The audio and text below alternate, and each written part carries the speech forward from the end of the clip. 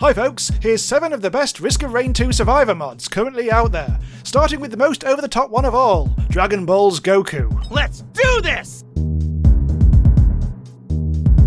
This character replaces your skill cooldown with a blue power bar in the bottom left. Most of your skills cost some of that power, but your melee attack on the left mouse button helps to replenish it every time you hit something. Your attack locks in on targets and pulls you towards them automatically. You also have a blast attack on the right mouse, a teleport on the shift that gets more powerful with each level, and a charged blast on the R button. All the skills have an alternate loadout choice, plus there's an alt skin. Oh yeah, and you can fly too. Also, you can transform into more powerful forms. This is complicated with a lot of mechanics and loadout considerations, but essentially this gives you buffs and an ultimate skill, depending on your transformation type. Staying in a transformation too long will stun you. There's other stuff too. If you stay on low health for long enough, you get a stacking buff. You can perform a once per map special attack with a survivor from a different mod. And, well, did I mention you can fly? This mod is a lot of fun, I'm not gonna lie. So the next one is Mithrix. The King of Nothing descends from his lunar throne to test himself against the creatures of the planet. His main attack is the Lunar Sledge. And it also helps recharge the next skill a bit faster, which are his Lunar Shards. That's not killing you. There we go. Oh, no, we've actually run out, so we have to wait for them to recharge a bit. So let's tonk with the hammer instead. The actual range of the hammer isn't as big as you might think from the graphics, so watch out for that. He's also got a triple dash attack. Plus, he's got the Crushing Leap, which is all kinds of fun. You'll recognise this from the boss fight. That is very powerful indeed, but it has a very long cooldown. So it's a bit of a weird one to play this. I feel slow, and I also don't feel hugely powerful, at least not at first. But you really do need to get your attack speed up a bit first, but that's the case, I guess, with most survivors, really. But there's no denying this particular attack is very satisfying. The Bandit Reloaded mod brings back a familiar face. He's a hit-and-run survivor who uses dirty tricks to assassinate his target. I kind of found this a fun variant on Commando, rather than anything particularly unique, but it's surprisingly fun. His primary is Blast, which reloads itself after 8 shots, or if you use a different skill in the meantime, which is rather handy. His secondary is Thermite Bomb, which is rather cool. It ignites the enemies and also stacks slow. He also has Smoke Bomb, which turns him invisible, and when he comes back online, he does a little stun attack, which is rather handy if you're in a crowd. His special skill is Lights Out, which compromises and marks enemies. This means you do more damage to debuffed enemies, which synergizes nicely with your other skills. Killing a marked enemy reduces your cooldowns to 0. So the Bandit's not very mobile, no way of dodging, and the only thing you can really do is go invisible. So watch out for that fall damage. Like many of these mods, they also have some good alternative loadouts, which you might want to try out as well.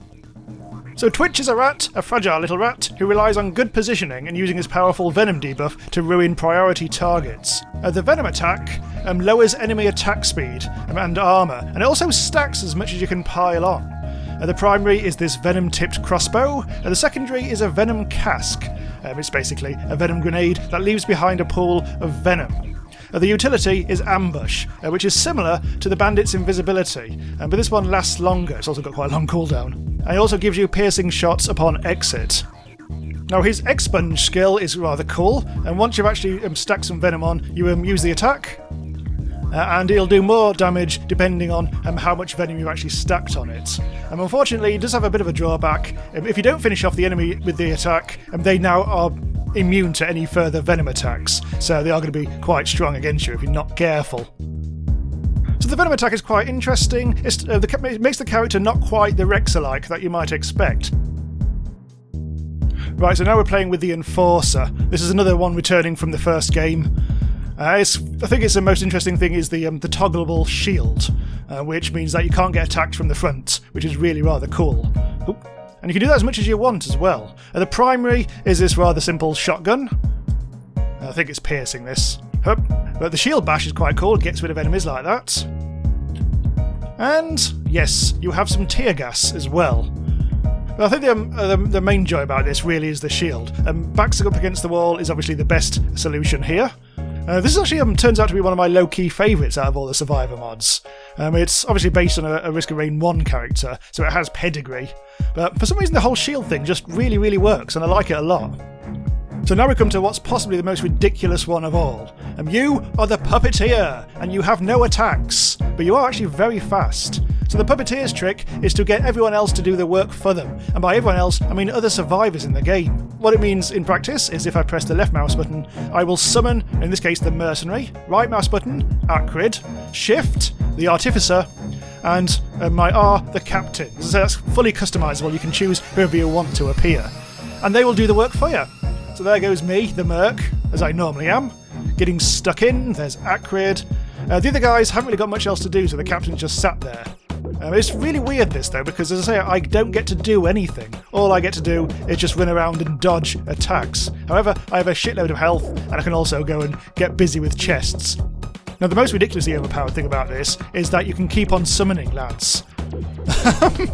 It's rather insane. So I think the best thing to do here would be to summon the boss and see what happens if you just get absolutely buggerloads of our lads, our doppelgangers involved. Yeah. That lasted all of 2 seconds. The final survivor is the Sniper, a re-implementation of a character from the first game. To see how this one works, check out the full gameplay video I put out recently. The link's in the description. Okay, that's all for this video. Do subscribe to Randomise User for more gameplay from the best indie games. And if you're really impressed somehow, you can drop the channel a tip on Buy Me a Coffee, which goes towards making the channel better than average. That's our promise to you. Bye bye.